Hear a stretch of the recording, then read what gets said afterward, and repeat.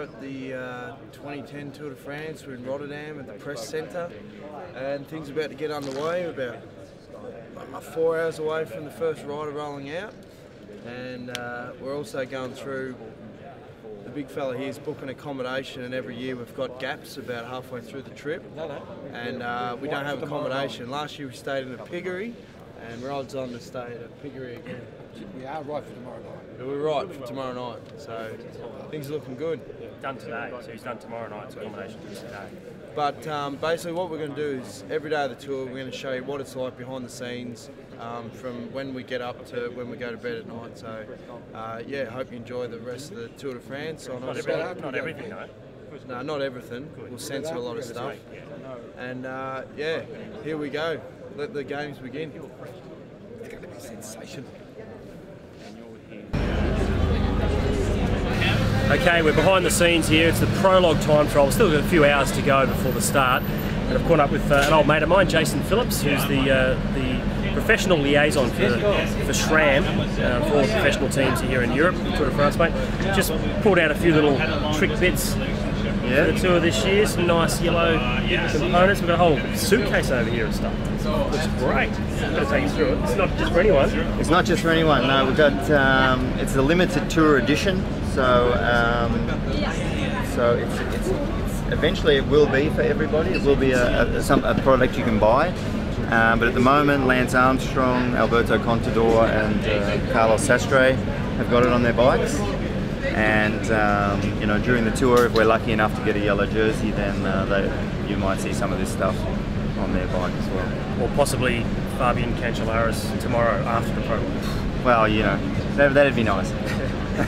Now look, we go back a long way. Normally, during the tour every year, we're going to catch up most days and chew the fat and, you know, talk about old times, because, you know, the older you are, the better you were, and that's definitely the case with Jason. So stay tuned for a bit of that. Hello, Netherlands!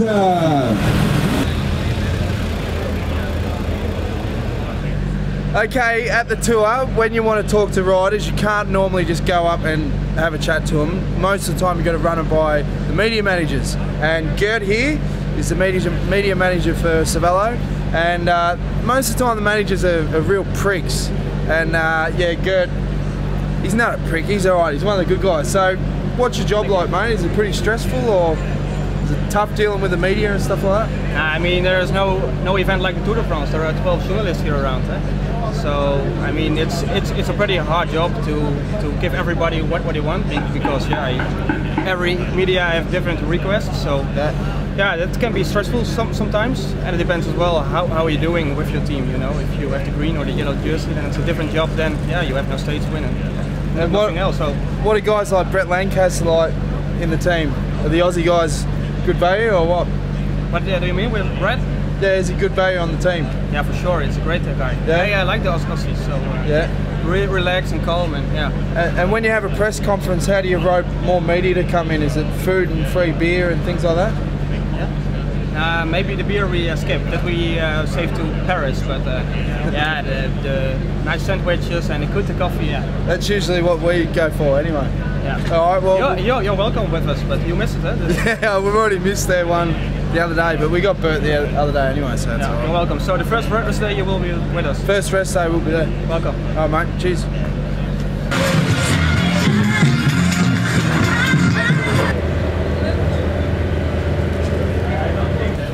Okay, I just spoke to Craig from New Zealand, who's the mechanic for Radio Shack, Lance Armstrong, and he had Lance's time trial bike he's about to use in the prologue. Well, hopefully he'll be about to use it in the prologue, because he's got a special new SRAM rear derailleur, and they're not sure if it's actually going to get past.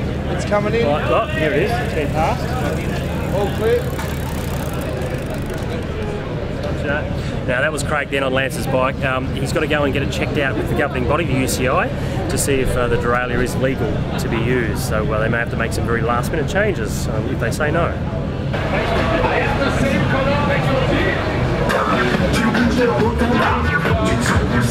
Well, there's dramas already. We've had a breakdown of one of the caravans, and the tow truck's straight on it.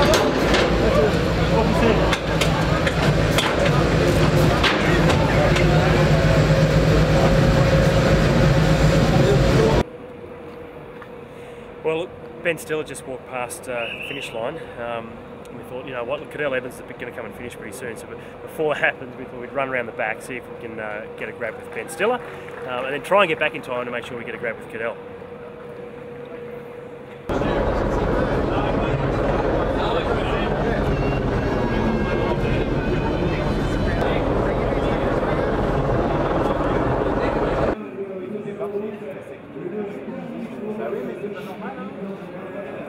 Well, we've found Ben, but he's out on the course. Actually, pretty good posse. He's right on the finish line, getting photos of the guys as they come through. Hopefully we'll get a chance to have a chat with him.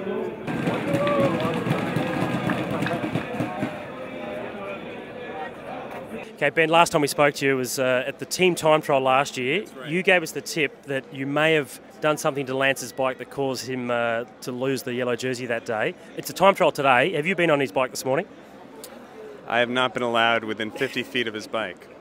All right, so that increases his chances, obviously, so you haven't been able to wreck it. Yeah, the team has actually issued a restraining order against me being anywhere near the bike. Well, a friend of mine works for SRAM Company, and I told him the story, and said, I thought you were just joking, you know, as a funny guy, comedian, you were joking, making a story, and he said, no, we're pretty sure he did wreck the bike. I did. I broke it. Just in my own defense, he forced me to get on the bike. He said, get on the bike, we'll do a funny video. And I was like, I don't want to get on your bike. He's like, come on, get on the bike. I was like, really? But they did win the team time trial. He just missed, I think it was a couple of hundredths of a second, which was probably my fault. Oh, it's his own fault for not going fast enough. That's right. He should pedal harder. Now, okay, look, you're here, obviously you're a friend of Lance's, you're a fan of cycling as well, I'm guessing. If he doesn't come back next year, which he said he's not going to, you're still going to come back to the tour? Definitely. It's the most exciting thing you can do. I mean, to get this close to the riders, and I want to go for a mountain stage. We haven't done that yet. And that was exciting. Cadell Evans is coming up. And we got to ride in George Hincapie's car this time, which was really fun. And so it's great to be here for his 15th tour, which is cool. Mate, thanks for your time. Enjoy getting some photos of Cadell as he comes through. Thank you. I'm just going to make sure that everything's good here with the finish line. I'm just sort of monitoring the electronics. Yeah. Well done. Okay. Thanks. Well, it's close to midnight, and you can see the press centre's pretty empty. We're one of the last few people here. Dan's on a bit of a deadline, so he's still working, but that's the end of the prologue done. We've got all the interviews we really wanted, which is Cancellara, Martin, Evans, Rogers, and of course Ben Stiller, which is a good one to pick up. And yeah, now we're ready to rock and roll for stage one. We're heading towards Belgium, so we're packing up the car in the morning and on the road. Looking forward to it.